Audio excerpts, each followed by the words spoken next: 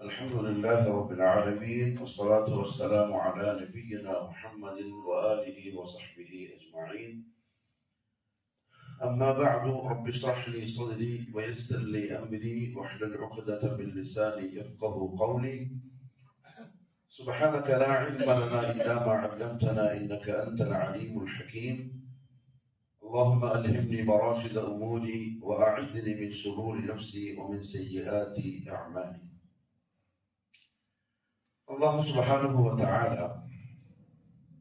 റസൂലുള്ളാഹി സ്വല്ലല്ലാഹു അലൈഹി വസല്ലമ തങ്ങൾക്ക് സന്ദർഭം അനുസരിച്ച് സാഹചര്യങ്ങൾക്കനുസരിച്ചുള്ള ഇൽമുകൾ നൽകിക്കൊണ്ടേയിരുന്നു.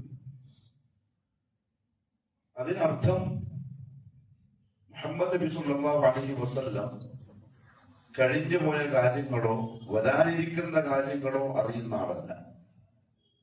ഗൈബിയായ ഇൽമ് അല്ലാഹുവിനല്ലാതെ ഒരാൾക്കുമില്ല. യഹൂദികളും നസാറാക്കളും ആണ് പ്രബലമായ രണ്ട് മതവിഭാഗങ്ങൾ അന്ന് നബി സല്ലല്ലാഹു അലൈഹി വസല്ലമയുടെ കാലത്ത്. അവർക്കാണെങ്കിൽ ഒരുപാട് കൊല്ലത്തെ പാരമ്പര്യമുണ്ട്. തൗറാത്തിന്റെയും ഇഞ്ചീലിന്റെയും ഒരുപാട് പണ്ഡിതന്മാരുണ്ട്. അവർക്ക് പ്രത്യേകം ക്ലാസുകളും അവിടൊക്കെ നടക്കുന്നുണ്ട്. അതുകൊണ്ട് തൗറാത്തിലും ഇഞ്ചീലിലും അല്ലാഹു നേരത്തെ അറിയിച്ചിട്ടുള്ള അതിനു മുമ്പ് വന്ന ജനങ്ങളുടെ കഥകളും ചരിത്രങ്ങളും ഒക്കെ അവർക്കറിയാം.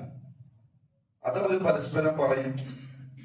നബി സല്ലല്ലാഹു അലൈഹി വസല്ലമ തങ്ങൾക്ക് അതറിയൂല. കാരണം പ്രത്യേകിച്ച് അറബികൾക്ക് തീരെ അറിയില്ല. കാരണം അവർക്ക് കിതാബുമായിട്ട് വലിയ ബന്ധമില്ല. പക്ഷെ ജൂതനസാറാക്കള് പറഞ്ഞു കൊടുക്കുന്ന കഥകളിലും ചരിത്രങ്ങളിലും അവരുടെ കയ്യിൽ നിന്ന് കുറെ ഇട്ടിട്ടാ പറയാ. ഇനി ചരിത്രത്തിലുള്ള നിലവിൽ അവരേതൊന്നിലാണോ ഉള്ളത് അതിനെതിരായിട്ടുള്ള സംഗതി ഉണ്ടാവും. അവര് തെറ്റിലായിരിക്കും, പക്ഷെ ചരിത്രത്തിന്റെ ഹക്കുണ്ടാവും. അതിനവരെന്ത് ചെയ്യും? മൂടി വെക്കുകയും ചെയ്യും, പറഞ്ഞു കൊടുക്കൂല. പാതിരിമാര് ഇന്നത്തെ കാലത്ത് അച്ഛന്മാർ, യഹൂദികളെ പണ്ഡിതന്മാരെന്താ വിളിക്കുക? റബാഹി. അറബി തന്നെയാണ്. അവര് യഥാർത്ഥത്തിൽ ചതിയന്മാരാണ്, പക്ക വഞ്ചകന്മാരാണ്. അതുകൊണ്ടാണ് റസൂലുള്ളാഹി സ്വല്ലല്ലാഹു അലൈഹി വസല്ലമയുടെ ഉമ്മത്തിൽപ്പെട്ട ഉലമാക്കൾ നശിച്ചു പോയാൽ അവര് നസാറാക്കളുടെ പാതിരിമാരെ പോലെയായി പോകുന്ന, ജൂത പണ്ഡിതന്മാരെ പോലെയായി പോകും. ചതിക്കും, ഉമ്മത്തിനെ വഞ്ചിക്കും. അതായത് കാര്യലാഭത്തിന് വേണ്ടി അവര് ഹക്കിനെ മറച്ചു വെച്ച് അസത്യത്തെ സത്യം പോലെ അവതരിപ്പിക്കും. അല്ലാഹു പറഞ്ഞു, യാ അഹ്ലൽ കിതാബ് ലിമ തൽബിസൂനൽ ഹഖ്ഖ ബിൽ ബാതിൽ വതക്തുമൂനൽ ഹഖ്ഖ വഅൻതും തഅലമൂൻ. സത്യവും അസത്യവും കൂട്ടി കലർത്തി വർത്താൻ പറയും. പക്ഷെ മുമ്പിൽ വെക്കുന്നതോ അസത്യമായിരിക്കും. സത്യത്തെ അവര് മൂടി വെക്കും. അതാണ് രീതി. അപ്പം നബി സല്ലല്ലാഹു അലൈഹി വസല്ലമ തങ്ങൾക്ക് അല്ലാഹു അവരാ പറയുന്ന തെറ്റുകളെ തിരുത്തിയിട്ടുള്ള യഥാർത്ഥ സംഭവം പറഞ്ഞു കൊടുക്കും. അത് നബി സല്ലല്ലാഹു അലൈഹി വസല്ലം സഹാബാക്കളെ കേൾപ്പിക്കും. അതാണ് അത് വരുന്ന രീതി. അപ്പൊ ആ രീതിയിൽ പരിശുദ്ധ ഖുർആനിൽ തന്നെ അല്ലാഹു പറഞ്ഞു തന്ന സത്യമായ ചരിത്രമാണ് മറിയമിന്റെയും ഈസ നബി അലൈഹി സ്വലാത്തു വസ്സലാമിന്റെയും ചരിത്രം. അത് നമ്മൾ പറയാൻ കാരണം ഇന്ന് നസാറാക്കൾ എന്തോ അവരുടെ ഒരു സ്വത്ത് പോലെയാ കാണുന്നത് ഈസ നബിനെയും ഉമ്മ മറിയമിനെയും ഒക്കെ. നമ്മളാണ് രണ്ടാളും. നമുക്ക് നമ്മളേതെന്ന് അവകാശപ്പെടാൻ പറ്റിയ രണ്ടാളാണ്, മറിയമും ഈസാ നബിയും. പക്ഷെ ഒരു കാര്യം, ഒരു സത്യം എന്താന്ന് വെച്ചാല് മുസ്ലിമീങ്ങൾക്കിടയിൽ ഈ രണ്ടാൾക്കാരെ പറ്റിയുള്ള വർത്താനയില്ല. മറിയമിനെ പറ്റി അറിയുന്ന എത്ര പേരുണ്ടാവും? മറിയമിന്റെ താരീഖ് അറിയുന്ന എത്ര പെണ്ണുങ്ങൾ നമ്മളെ വീട്ടിലുണ്ടാവും? ഞാനിങ്ങനെ വായിക്കുമ്പോ എന്റെ വീട്ടിന്റെ അവസ്ഥ ഞാൻ ആലോചിക്കുന്നു. ശരിക്കും മറിയമിന്റെതും മാസിയാന്റെയും ഒക്കെ ചരിത്രങ്ങള് നമ്മളെ വീട്ടിലുള്ള പെണ്ണുങ്ങളെ ആദ്യം കേൾപ്പിക്കേണ്ടത്. നമ്മളുടെ ആളാണ് മറിയം അലൈഹിസ്സലാം. അതിവ്രതയായ പരിശുദ്ധയായ സ്ത്രീയാണ്. അപ്പൊ അത് അല്ലാഹു റബ്ബുൽ ഇസ്സത്ത് നമുക്ക് പറഞ്ഞു തരുന്നത് മുസ്ലിമീങ്ങളെ ആള് നിങ്ങളാണ്.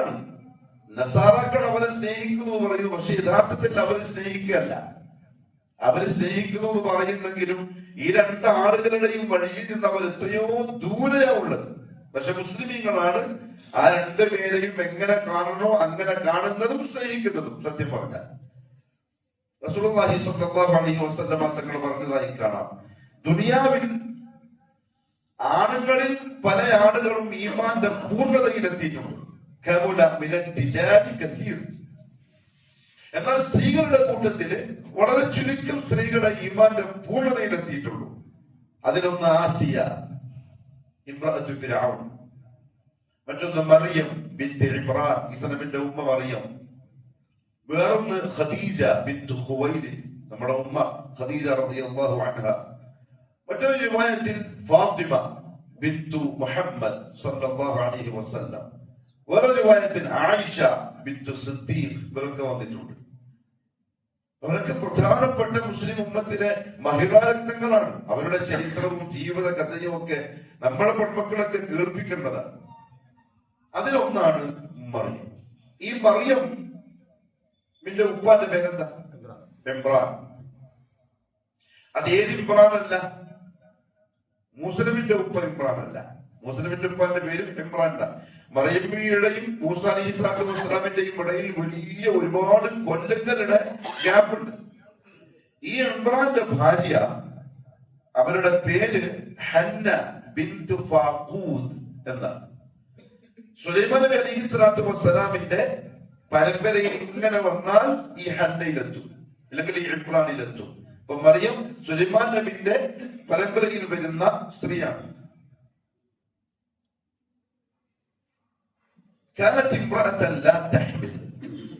ഈ ഇമ്രാത്തു ഇമ്രാൻ, മറിയമിന്റെ ഉമ്മ മച്ചിയായിരുന്നു.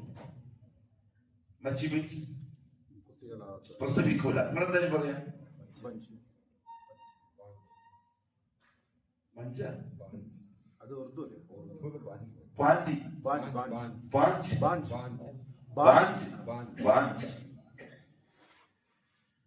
അള്ളാഹു മക്കളില്ലാത്തവർക്ക് മക്കളൊക്കെ, ഇല്ലാത്തവർക്ക് ഉള്ള പ്രയാസം നമുക്ക് പറഞ്ഞറിയിക്കാൻ കഴിയില്ല.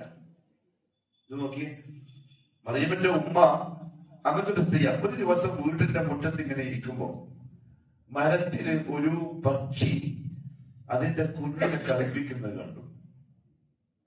വായിൽ കൊത്തിയിട്ട് പുട്ടെല്ലാം കൊടുക്കുന്ന കാഴ്ച കണ്ടപ്പോ അവർക്ക് ഭയങ്കര സങ്കടം വന്നു. കാരണം ഇവർക്ക് അങ്ങനെ ഒന്ന് ഓമനിക്കാൻ ഒരു കുഞ്ഞില്ല. ഫസ്തഹത്തിൽ വല, അപ്പം മനസ്സിന് ആഗ്രഹം വന്നു, വന്നാവൂ എനിക്കൊരു കുഞ്ഞുണ്ടായിരുന്നെങ്കിൽ.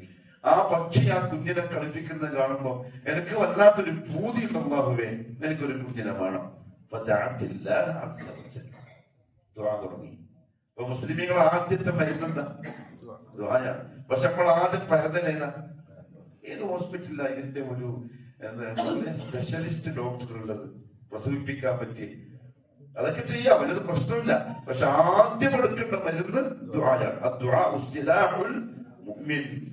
മുഅ്മിനിന്റെ ആയുധമാണ്. ഇനി ആ പെണ്ണിന്റെ ഗർഭപാത്രം കല്ലാന്ന് വെച്ചു, പ്രസവിക്കാത്ത പെണ്ണിന്റെ ഗർഭപാത്രം കല്ലാന്ന് വെച്ചോ, പക്ഷെ ദുആ കൊണ്ട് ആ കല്ലിന്റെ ഉള്ളില് കുഞ്ഞിനെ ഉണ്ടാക്കാൻ അല്ലാഹു കഴിവുള്ളവരാണ്. പക്ഷെ യഖീൻ ഉണ്ടാവണം. നമ്മളത് പറഞ്ഞാൽ തന്നെ ഇപ്പോഴത്തെ മുസ്ലിങ്ങൾ എന്ത് ചോദിക്കും? എന്ത് വർദ്ധനപ്പ് ഇവര് പറയും, അല്ലെങ്കിലേ ഇവര് 6-ാം നൂറ്റാണ്ടിലെ ആൾക്കാരാണ്. ഒരു ബുദ്ധിയില്ലാത്ത മനുഷ്യന്മാർ. യുക്തി എന്ന് പറയുന്ന സാധനം ഇസ്ലാമികൾക്കില്ല. പറയുന്ന ആളിന്റെ മറ്റീന്ന് ഡോക്ടർമാര് എഴുതി തന്ന പെണ്ണായിരുന്നു, പിന്നെ അവിടെ തന്നെ പ്രസവിക്കുക എന്നാ ചോദിക്കുക. എന്ന് പറഞ്ഞാൽ അള്ളാഹുവിൽ തീരെ യഖീനില്ല. അള്ളാഹുവിന് അസ്ബാബുകളുടെ ആവശ്യം ഇല്ല ഒരു കാര്യം നടത്താൻ. إنما أمره إذا أراد شيئا أن يقول له كن فيكون. സൂറത്ത് യാസീൻ നമ്മളെല്ലാം ഓതുന്ന ആയത്താണത്. അത്രയുള്ള മറിയമിന്റെ ഉമ്മ ദുആ തുടങ്ങി. അയ്യഹബഹാ വലദൻ ഫസ്തജാബ അല്ലാഹു ദുആഹഹാ. മറിയമിന്റെ ഉമ്മാന്റെ ദുആ അല്ലാഹു ഖബൂൽ ചെയ്തു. അവർക്ക് ഗർഭിണിയായി. ഹന്ന ഗർഭിണിയായപ്പോ ഹന്നക്കൊരു പൂതി. കാരണം ഒരുപാട് ദുആ ചെയ്ത് വാങ്ങിയ കുഞ്ഞാണ് വരാൻ പോകുന്നത്. ആണാണോ പെണ്ണാണെന്നോ അറിയില്ല. അപ്പൊ അവര് തീരുമാനിച്ചു ഈ കുഞ്ഞിനെ അള്ളാഹുവിന് നേർച്ചയാക്കുക. കാരണം ഏത് പെണ്ണാവട്ടെ ആണാവട്ടെ അങ്ങനെ ഒരു അഞ്ഞാമുന്ന വളർത്തല് ശരിയാവില്ല. ഇവിടെ നല്ല തീ പഠിപ്പിച്ച് ഇൽമു കൊടുത്ത് അള്ളാഹുവിന് നല്ല ഇബാദത്ത് ചെയ്യുന്ന ഒരു കുഞ്ഞാക്കി മാറ്റണം. ഇതായിരുന്നു അവരുടെ മനസ്സിന്റെ ആഗ്രഹം. അതിനെപ്പറ്റി അള്ളാഹു പറഞ്ഞു, ഇദ് ഖാലത് ഇംറഅതു ഇംറാൻ റബ്ബി ഇന്നി നദർതു ലക മാ ഫീ ബത്നി മുഹററ. ബൈത്തുൽ മുഖദ്ദസിലേക്ക് ഞാൻ നേർച്ചയാക്കുക. ആ നേർച്ചയാക്കലിനെ പിൻപറ്റിക്കൊണ്ടാണ് ഇന്ന് നസാറാക്കൾ എന്ത് ചെയ്തത്? പെണ്ണുങ്ങളെ നേർച്ചയാക്കുന്നത്. സിസ്റ്റർമാരുണ്ടല്ലോ, കന്യാസ്ത്രീകൾ. പള്ളിയായതുകൊണ്ട് പിന്നെ പറഞ്ഞു ചെയ്യാം. അതാണ് അവരുടെ പാരമ്പര്യം. അങ്ങനെ എന്ത് ചെയ്തു? കുഞ്ഞിനെ നേർച്ചയാക്കാൻ തീരുമാനിച്ചു. അവർ ദുആ ചെയ്തു, അല്ലാഹുവേ കുഞ്ഞെന്താവട്ടെ, ഞാൻ എന്റെ കുഞ്ഞിനെ ബൈത്തുൽ മുഖദ്ദസിന്റെ ഖിദ്മത്തുകൾ ചെയ്യാനും വിവാദത്തിലായി കഴിച്ചുകൂട്ടാനും ഒക്കെയായി നേർച്ചയാക്കാൻ തീരുമാനിച്ചിരിക്കുന്നു. അങ്ങനെ ഇംറഅത്തുൽ ഇംറാൻ പ്രസവിച്ചു നോക്കുമ്പോ കുഞ്ഞു പെണ്ണാണ്. ഇപ്പൊ ആൺകുഞ്ഞാണെങ്കിലേ ഇപ്പറഞ്ഞ പണിക്ക് പറ്റുള്ളൂ. എങ്ങനെ ഖിദ്മത്ത് ചെയ്യാനും പള്ളി വൃത്തിയാക്കാനും. കാരണം കുറച്ചെന്ത് ചെയ്യണം? ആരോഗ്യം വേണം. അപ്പൊ പണ്ടേ ആണും പെണ്ണും രണ്ടന്നെയാണ്, ഒന്നല്ല. പിന്നെ ഇപ്പൊ നമ്മൾ ഒന്നാക്കാൻ നിന്നാലോ അത് നടക്കുന്ന സംഗതിയല്ല. ഒന്നാക്കണം. അതിനു വേണ്ടി വാദം, അതിനു വേണ്ടി പ്രസംഗം, അതിനു വേണ്ടി ക്യാമ്പയിൻ, അതിനു വേണ്ടി തന്നെ സോഷ്യൽ മീഡിയ മുഴുവനും ആണുകൊണ്ടും ഒന്നും നിങ്ങൾക്ക് എന്താ കൊമ്പുണ്ടോ? എന്നാലും KSRTC കയറിയാൽ വയലിക്ക് വൈപെണ്ണുങ്ങളെ ചീറ്റല്ലേ. പിന്നെ ഈ ഒന്നാക്കാൻ വേണ്ടി എന്താ വർത്താനം? റെയിൽവേ സ്റ്റേഷനിൽ പോയി ടിക്കറ്റ് എടുത്താൽ ക്യൂ നിന്നാലേ മാറിക്കൊടുക്കുമ്പോ ഈ പെണ്ണുങ്ങളല്ലേ പിന്നെ ഒന്നാവാൻ നിൽക്കുന്നു. അപ്പൊ അതിനൊക്കെ സംവരണം ആവശ്യമുണ്ട്. എന്നാൽ ഒന്നാവും വേണം. നടക്കുന്ന സംഗതിയല്ല. അന്ന് പണ്ടേ അങ്ങനെ തന്നെയാണ്. അങ്ങനെ അവര് പറയാ അള്ളാഹുവിനോട്, അള്ളാഹുവേ ഇംറഅത്തുൽ ഇംറാൻ പ്രസവിച്ചപ്പോ അവര് പറഞ്ഞു, റബ്ബി ഇന്നി വദഅതുഹാ ഉൻസാ. അല്ലാഹു കുഞ്ഞ് പെണ്ണായി പോയല്ലോ. ആണാണെങ്കിൽ ഞാൻ ഈ നേർച്ചയാക്കിയ കാര്യം നടക്കുള്ളൂ. വലൈസ الذكر كالأنثى. മനസ്സിലായിക്കോട്ടെ. വലൈസ الذكر كالأنثى. ആണ് എന്തല്ല, പെണ്ണിനെ പോലെയല്ല, പെണ്ണ് ആണിനെ പോലെയും അല്ല. ഈ കാഫ് ഉണ്ടല്ലോ, കാഫ് എന്ന് പറയുന്ന അക്ഷരം അറബിയിൽ പൊതുവെ ഉപയോഗിക്കുക സിഫാത്തുകളെ ഉപമിക്കാൻ വേണ്ടിയിട്ടാണ്. ഉദാഹരണം പറഞ്ഞാൽ സെയ്ദുൻ കഅസദിൻ, സെയ്ദ് സിംഹത്തെ പോലെയാകുന്നു എന്ന് പറഞ്ഞാൽ സിംഹത്തിന്റെ സ്വഭാവത്തിലാണ്. അതിനാണ് ഈ കാ ഉപയോഗിക്കുക. എന്നാൽ സെയ്ദുൻ മിസ്ലൽ അസദി എന്ന് പറഞ്ഞാൽ അത് അർത്ഥം തന്നെ സെയ്ദ് സിംഹത്തെ പോലെയാകുന്നു അങ്ങനെ പറയില്ല. കാരണം മിസ്ൽ ഉപയോഗിക്കുന്നത് രൂപത്തിലും ഭാവത്തിലും ഒരുപോലെയാന്ന് പറയാൻ വേണ്ടിയിട്ടാണ്. മനുഷ്യ സിംഹത്തെ പോലെ ആവില്ലല്ലോ. അപ്പം ആണും പെണ്ണും മാനുഷിക സൃഷ്ടിപ്പിൽ എന്തായിരിക്കും? രണ്ട് കൈ, രണ്ട് കാല്, രണ്ട് മൂക്ക്, രണ്ട് കണ്ണ്, മൂക്ക് എല്ലാം ഒരേപോലെ ഉണ്ടാവും. പക്ഷെ സ്വഭാവത്തിൽ രണ്ടും രണ്ടാണ്. അതുകൊണ്ട് അല്ലാഹു ക ഉപയോഗിക്കാനുള്ള കാരണം. ആണല്ല, പെണ്ണിനെ പോലെയല്ല എന്ന് പറഞ്ഞാൽ സ്വഭാവത്തിൽ, കഴിവിൽ, കുതിരത്തിൽ, ശക്തിയിൽ ഒരിക്കലും ആണിന് പെണ്ണിനും ആണിനെ പോലെ ആവാൻ സാധിക്കില്ല. എന്നാലും അവര് പറഞ്ഞു, അല്ലാഹുവേ ഞാൻ എന്റെ കുഞ്ഞിനെ നിനക്ക് വേണ്ടി നേർച്ചയാക്കാൻ തീരുമാനിച്ചു. മസ്ജിദുൽ അഖ്സയിൽ, ബൈത്തുൽ മുഖദ്ദസിൽ ആ പള്ളിയുടെ ഖിദ്മത്ത് കഴിച്ചു വാന്റെ തൂത്ത് വൃത്തിയാക്കലൊക്കെയായി ഒരു മൂലയിൽ ഇബാദത്തിലായിട്ട് കഴിച്ചു കൂട്ടാൻ ആ മകളെ അവര് വിട്ടു.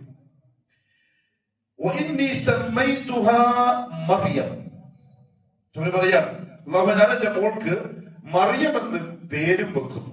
ഈ ആയത്ത് പറയുമ്പോൾ ഉലമാക്കൾ പറഞ്ഞു, ഫീഹി ദലാല അലാ ജവാസി തസ്മിയത്തി യൗമൽ വിലാദ. പ്രസവിച്ച അന്ന് തന്നെ കുഞ്ഞിന് പേര് വെക്കൽ ജായിസാണ് എന്നതിന്റെ തെളിവുണ്ട് ഈ ആയത്തിൽ. കാരണം മറിയമിന്റെ ഉമ്മ പ്രസവിച്ച അന്ന് തന്നെ പറഞ്ഞു, അല്ലാഹുവേ ഞാൻ അവൾക്ക് മറിയം എന്ന് പേര് വെച്ചിരിക്കുന്നു. റസൂലുള്ളാഹി സ്വല്ലല്ലാഹു അലൈഹി വസല്ലമ തങ്ങളും അങ്ങനെ പേര് വെച്ചിട്ടുണ്ട്. ഇബ്രാഹിം എന്ന കുഞ്ഞ്. രാവിലെ ഫജറിന് പള്ളിയിൽ വന്നപ്പോ നബി സല്ലല്ലാഹു അലൈഹി വസല്ലം പറഞ്ഞു, ഉലിദലി അല്ലൈല വലദുൻ സമ്മൈതുഹു ബിസ്മി അബി ഇബ്രാഹിം. ഇന്നലെ രാത്രി എനിക്കൊരു കുഞ്ഞുണ്ടായി, എന്റെ മാപ്പ ഇബ്രാഹിമിന്റെ പേര് ഞാൻ ആ കുഞ്ഞിന് വെച്ചു. അപ്പൊ അന്ന് തന്നെ പേരിടുന്നതല്ല, പ്രശ്നമുള്ള സംഗതിയല്ല.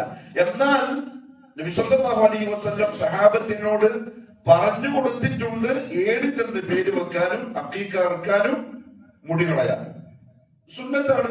അന്നെ പേര് വെച്ചതിനെ കൊണ്ട് എന്താവൂല, ശരിയല്ല ഉണ്ടാവില്ല. ഇപ്പോഴത്തെ കാലത്ത് പ്രശ്നമല്ല. പണ്ടേത്തെ ഉമ്മുമ്മമാരൊക്കെ ചിലപ്പോ 7ന് മുമ്പെങ്ങാനും പേര് വെച്ചാൽ അത് വലിയ പ്രശ്നമാക്കും. അത് ആ കുഞ്ഞിനെന്തോ തകരാറുള്ള പോലെ അത് അന്ധവിശ്വാസമാണ്. ശരിയല്ല. അന്ന് തന്നെ പേര് വെക്കുന്നതിനെ കൊണ്ട് വിഷയമില്ല. മാത്രമല്ല അനസ് റളിയല്ലാഹു തആല അൻഹു പറയുന്നു, അദ്ദേഹത്തിന്റെ ഉമ്മ അനിയനെ പ്രസവിച്ചപ്പോ ആ അനിയനെയും കൊണ്ട് ഉമ്മ അനസ് റളിയല്ലാഹു അൻഹു ആ കുഞ്ഞിനെ എടുത്തിട്ട് പ്രസവിച്ച അന്ന് തന്നെ കുഞ്ഞിനെ എടുത്ത് റസൂലുള്ളാഹിന്റെ അടുത്തേക്ക് പോയി. റസൂലുള്ളാഹി തങ്ങള് കുഞ്ഞിനെ തഹ്നിക്കത്ത് ചെയ്തു. ഹന്നക്ക എന്ന് പറഞ്ഞാൽ മധുരം വെച്ചു കൊടുക്കുന്ന പരിപാടി ഉണ്ടല്ലോ, അത് സുന്നത്താണ്. അത് ചെയ്തു. വസമ്മാഹു അബ്ദുല്ലാഹ്, അതിന് അബ്ദുല്ലാഹ് എന്ന് പേര് വെക്കുകയും ചെയ്തു. അതേ ദിവസം തന്നെ ഓരോ സഹാബി ഇമാം ബുഖാരി റിപ്പോർട്ട് ഹദീസാണ്. അവര് കുഞ്ഞുണ്ടായപ്പോ റസൂലുള്ളാഹി സ്വല്ലല്ലാഹു അലൈഹി വസല്ലം മാത്രമാണ് ചോദിച്ചാൽ റസൂലുള്ളാഹി ഉലിദ ലി വലദുൻ, എനിക്കൊരു ആൺകുട്ടി ഉണ്ടായിട്ടുണ്ട്, ഫമാ ഉസമ്മി, ഞാൻ എന്ത് പേരാ വെക്കേണ്ടത്? ഇപ്പൊ നമ്മുടെ അടുത്തൊക്കെ വന്ന് ചോദിക്കുന്നുണ്ട് എന്ത് പേരാ ഉസ്താദ് വെക്കേണ്ടത്? നമ്മളത് ആ പേര് പറഞ്ഞിട്ട് തന്നെ പറയും ശരിയില്ലപ്പ, രസമില്ലാത്ത പേര്, പുതിയ ഒരു ന്യൂ ജനറേഷൻ പേര് വേണം വെക്കാൻ. റസൂലുള്ളാഹി പറഞ്ഞെന്താ അറിയോ? ഖാല ഇസ്മി വലദിക് അബ്ദുറഹ്മാൻ, നിന്റെ മോന് നീ അബ്ദുറഹ്മാൻ എന്ന് പേര് വെച്ചോളി. കാരണം അത് ഏറ്റവും നല്ല പേരുകളിൽപ്പെട്ട പേരാണ്. നമ്മൾ ഈ മക്കളുണ്ടാകുമ്പോ പുതിയ മോഡൽ പേരുകൾ തേടി പോകുന്നത് ശരിയല്ല. കാരണം ചില ഇമാമിങ്ങൾ പറഞ്ഞിട്ടുണ്ട്, പേരും പേര് വെക്കപ്പെട്ട ആളും തമ്മില് ഉള്ളിലുള്ള എന്തോ ഒരു ബന്ധം ഉണ്ട്. അവ തീരെ അറിയപ്പെട്ട തഖ്വയിലും ഇൽമിലും ഒക്കെ അറിയപ്പെട്ട ആളുകളുടെ മുൻഗാമികളായ മഹാന്മാരുടെ പേരുകളൊക്കെ വെച്ചാൽ ചിലപ്പം ആ കുഞ്ഞിന്റെ മനസ്സ് അത്തരത്തിൽ തന്നെ മാറാനും അങ്ങനെ വരാനുള്ള ചാൻസ് ഒക്കെ ഉണ്ട്. അല്ലാഹു അലം. പക്ഷേ അത് കാര്യമാണ്. അതേസമയത്ത് മോഡൽ പേര് വെച്ചാൽ ഈ കുഞ്ഞിനെ ഓർക്കാനും പഠിക്കാനും വായിക്കാനും ഒക്കെ ആ പേര് ആരുടേതാണോ അയാളുടെ മേഖലയായിരിക്കും. അങ്ങനെയായിരിക്കും ആ കുഞ്ഞിന്റെ മെയിന്റ് പോവുക. ഓന്റെ ചുറ്റുപാടും ചങ്ങാതിമാരും ഒക്കെ ഓനെ കാണുന്നതും ഓന് പറഞ്ഞു കൊടുക്കുന്നതും ഒക്കെ ആ ഒരു മേഖലയായിരിക്കും. അവിടെ പേര് വെക്കുമ്പോൾ ശ്രദ്ധിച്ചു വെക്കൽ. മാത്രമല്ല അത് മാതാപിതാക്കൾക്ക് മക്കളോടുള്ള കടമയും കൂടിയാണ്. ശരി, ഉമ്മു മറിയം ഹന്ന മറിയം എന്ന് പേര് വെച്ചു. പക്ഷേ ഏറ്റവും ദുആ ചെയ്തു, അല്ലാഹുവേ നീ സ്വീകരിക്കണം, മാത്രമല്ല എന്റെ കുഞ്ഞിനെ പിശാചിന്റെ ശർറിൽ നിന്ന് നീ കാക്കുകയും ചെയ്യണം. മാതാപിതാക്കൾക്കുള്ള ദുആയാണ്. റസൂലുള്ളാഹി സ്വല്ലല്ലാഹു അലൈഹി വസല്ലം തങ്ങളും മക്കളെ ഇങ്ങനെ ശൈത്താന്റെ ശർറിൽ നിന്ന് കാവൽ കിട്ടാനായി പ്രാർത്ഥിക്കാറുണ്ട്. അല്ല, ബികലിമാത്തില്ലാഹി തമ്മ മിൻ കുല്ലി ശൈത്താനിൻ വഹമ്മ വമിൻ കുല്ലി ഐനിൻ ലാമ്മ. അതിൽ തന്നെയുണ്ട് കണ്ണുകൾ സത്യമാണ്. എങ്ങനെ നിഷേധിക്കാം? എന്നിട്ട് പറയും, നിങ്ങളുടെ ബാപ്പ ഇബ്രാഹിം മക്കളായ ഇസ്മായിലിനെയും ഇസ്ഹാക്കിനെയും ഇത് വെച്ച് പ്രാർത്ഥിക്കാറുണ്ടായിരുന്നു. അപ്പൊ അത് ചെയ്യണം നിത്യമായും. ചെറിയ മക്കളാണെങ്കിൽ പ്രത്യേകിച്ചും അത് ചൊല്ലിയിട്ട് ഒന്ന് തലയിൽ ഊതി കൊടുക്കണം. അതാണ് ആ റുഖിയന്റെ രീതി. പക്ഷെ മറിയമിന്റെ ഉപ്പ ചെറുപ്പത്തിലെ മരിച്ചാണ്. എന്നുവെച്ചാൽ മറിയം യതീമാണ്. അപ്പൊ അതിന്റെ ഉത്തരവാദിത്വം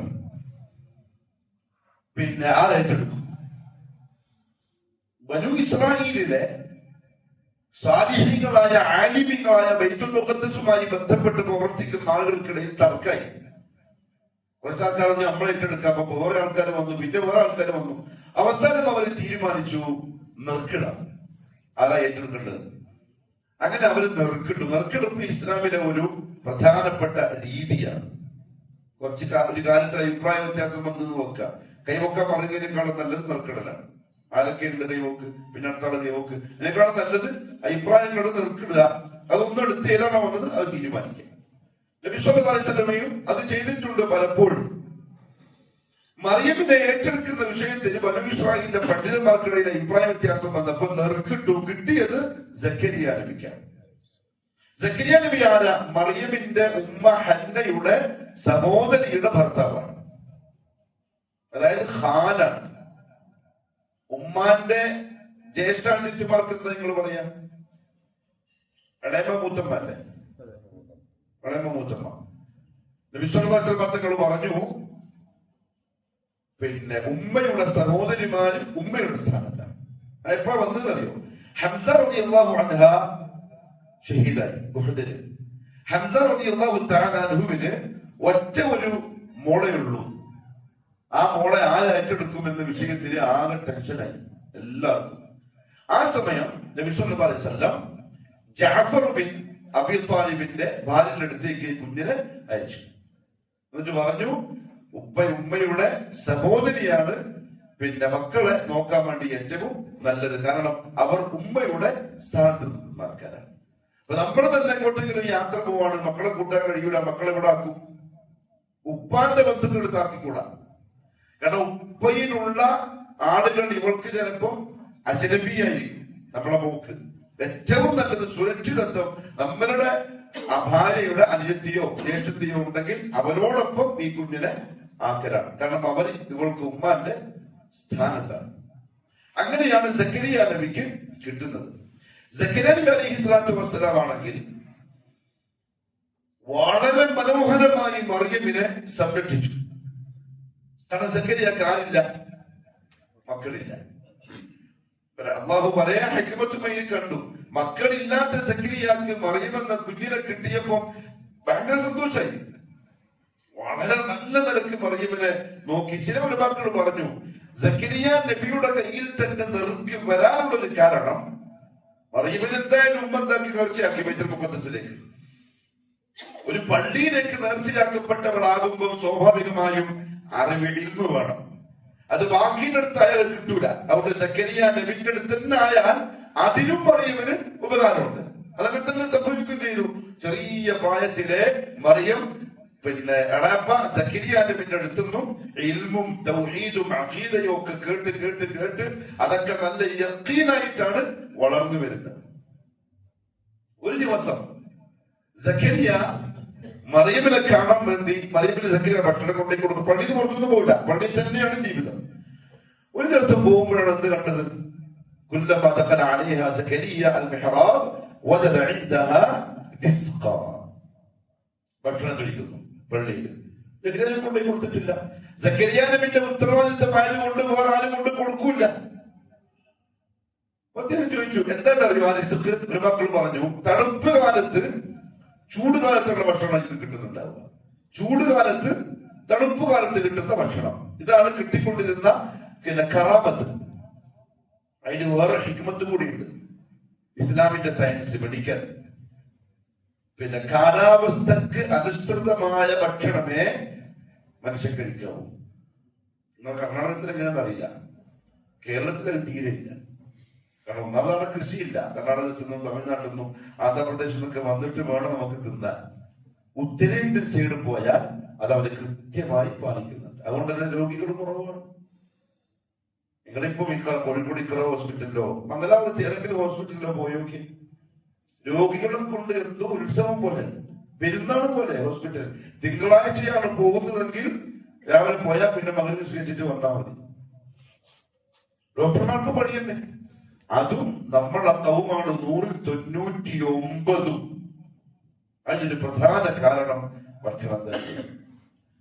കാലാവസ്ഥക്കനുസരിച്ച് ഇപ്പൊ ഫ്രൂട്ട്സ് ആയാലും പച്ചക്കറികളായാലും എല്ലാത്തിനും ഒരു അങ്ങനെയല്ലേ അള്ളാഹു അതിനെ വിളവ് കൊടുക്കുള്ളൂ.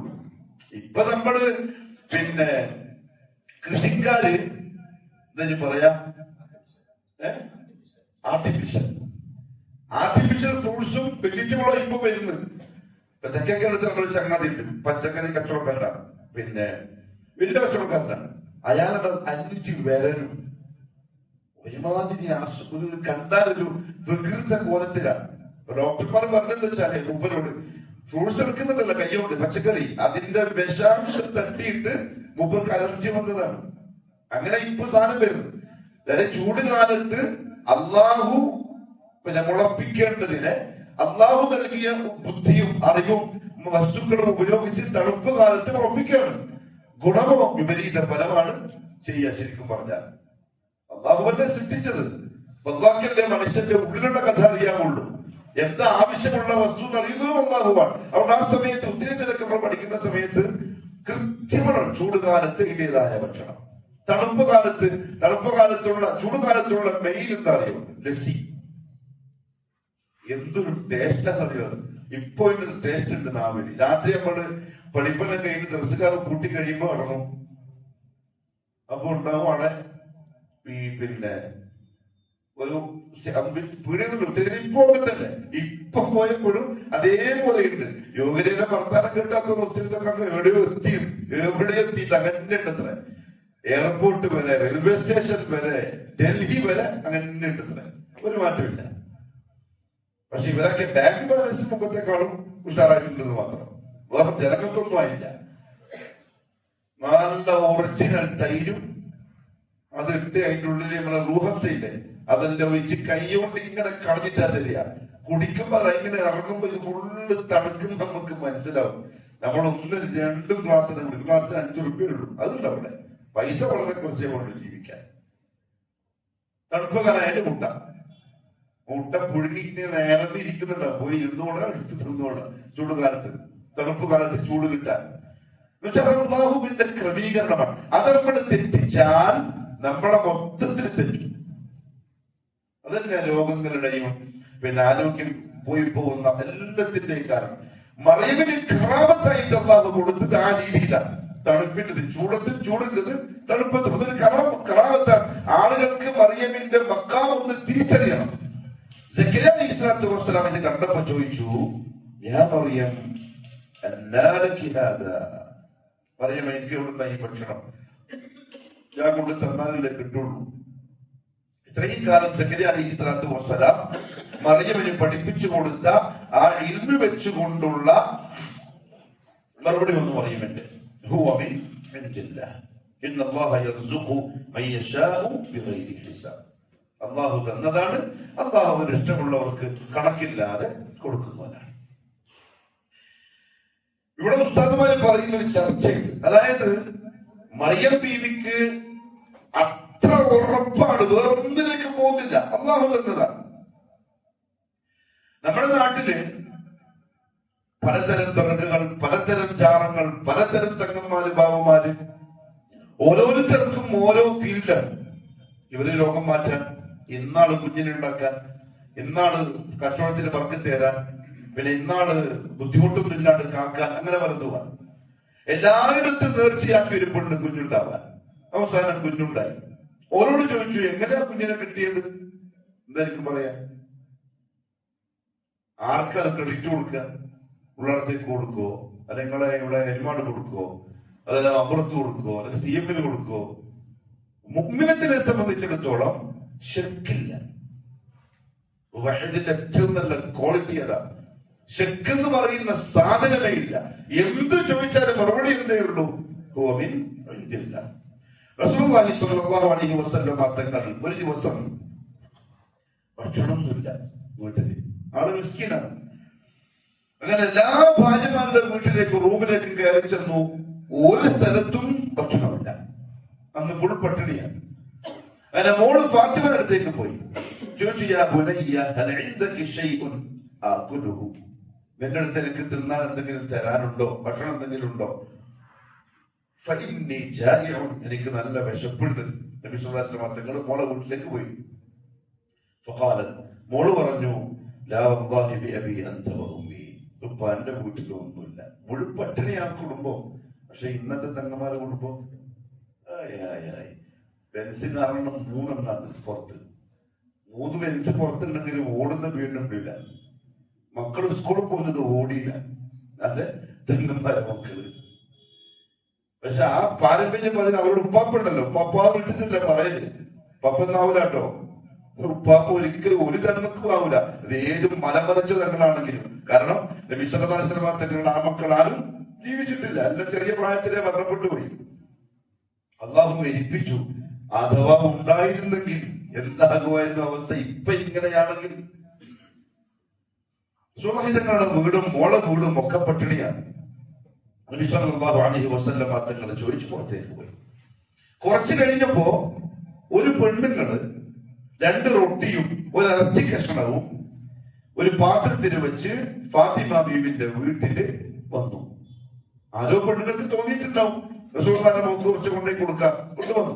ഉടനെ തന്നെ ഫാത്തിമ പറഞ്ഞു, വല്ലാഹി ലഊസിറന്ന ബിഹാദാ റസൂലുള്ളാഹി സ്വല്ലല്ലാഹു അലൈഹി വസല്ലം അലാ നഫ്സി വമൻ ഇൻദി, ഞാനോ എന്റെ മക്കളോ എന്റെ ഭർത്താവ് അലിയോ തിന്നൂല. എന്തായാലും എന്തേ ചെയ്യുള്ളൂ, ഉപ്പാക്ക് ഞാൻ കൊണ്ടേ കൊടുക്കാൻ പോവാണ്. നമ്മളിന്ന് പട്ടിണി കണ്ടാലും കുഴപ്പമില്ല. അങ്ങനെ ആ പാത്രവും കൊണ്ട് നബി സല്ലല്ലാഹു അലൈഹി വസല്ലമയുടെ വീട്ടിലേക്ക് ഫാത്തിമ ബീവി പോവാൻ. റസൂലുള്ളാഹി തങ്ങൾ ചോദിച്ചു, റസൂലുള്ളാഹി തങ്ങൾ അല്ലാഹുവിനെ സ്തുതിച്ചു. അങ്ങനെ ആ പാത്രം വാങ്ങി കയ്യിൽ വെച്ചിട്ട് ചോദിച്ചു, മിൻ ഐന ലക്കി ഹാദാ യാ ബുനയ്യ, മോളെ നിനക്ക് ഇത് എവിടുന്ന് കിട്ടിയതാ? അപ്പൊ ഫാത്തിമാന്റെ മറുപടി, യാ അബതി ഹുവ മിൻ ഇൻദില്ലാഹ് ഇന്നല്ലാഹ യർസുഖു മൻ യശാഉ ബിഗൈരി ഹിസാബ്. റസൂലുള്ളാഹിന്റെ മോളെ മറുപടി, മറിയമിന്റെ മറുപടി, അല്ലാഹു തന്നതാണ്, അല്ലാഹ് ഇഷ്ടമുള്ളവർക്ക് ഇഷ്ടമുള്ള പോലെ കൊടുക്കും. ഫഹമിദല്ലാഹ്, നബി സല്ലല്ലാഹു അലൈഹി വസല്ലം അൽഹംദുലില്ലാഹ് എന്ന് പറഞ്ഞു. എന്നിട്ട് പറഞ്ഞു, അൽഹംദുലില്ലാഹി അല്ലദീ ജഅലകി ശബീഹതി ബിസയ്യിദതി നിസാഇ ബനി ഇസ്രായീൽ. ബനൂ ഇസ്രായീലിലെ പെണ്ണുങ്ങളുടെ നേതാവായ മറിയമിനോട് സാദൃശ്യമുള്ളവളായി നിന്നെ ആക്കിയ അല്ലാഹുവിനെ സർവസ്തുതി. ഒരു ഉപ്പ മോണ നാവെന്ന് കേൾക്കേണ്ട മറുപടിയാണ് റസൂലുള്ളാഹി കേട്ടത്. ആ സന്തോഷം ഉണ്ടായപ്പോൾ ഉണ്ടായ മറുപടിയാണ് ആ പറഞ്ഞത്. മറിയമിനെ പോലെ നിന്നെ ആക്കിയ അല്ലാഹുവിനാണ് സർവസ്തുതി.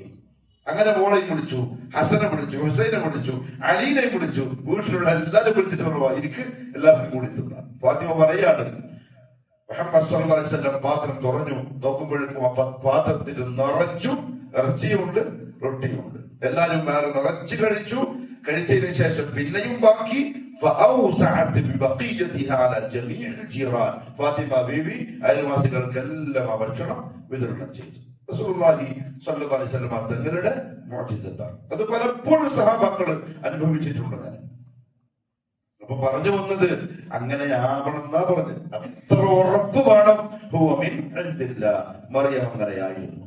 മറിയമിന് അത് കൊടുത്ത ആ ഒരു അവസ്ഥ നേർക്ക് നേരെ സക്കറിയ നബി കണ്ടപ്പോഴാണ് അദ്ദേഹത്തിന് ഒരു പൂതി വന്നു. ഇങ്ങനെയാണെങ്കിൽ എനിക്ക് കുഞ്ഞിനെ കിട്ടാൻ വല്ല പ്രയാസമൊന്നുമില്ലല്ലോ, മറിയമിനെ കിട്ടുന്നുണ്ടെങ്കിൽ ഹുനാലിക എന്ന് പറഞ്ഞ ഹുനാലിക അവിടെ വെച്ച് തന്നെ ദഅ സക്കറിയ റബ്ബഹു. അതിലൊരു പാഠമുണ്ട്. നമ്മളെന്താ ചെയ്യാൻ? കറാമത്ത് കണ്ട പെട്രോളില്ലാത്ത കാർ പച്ചവെള്ളം ഒഴിച്ചു വരച്ച് അത് ഓടിച്ചു.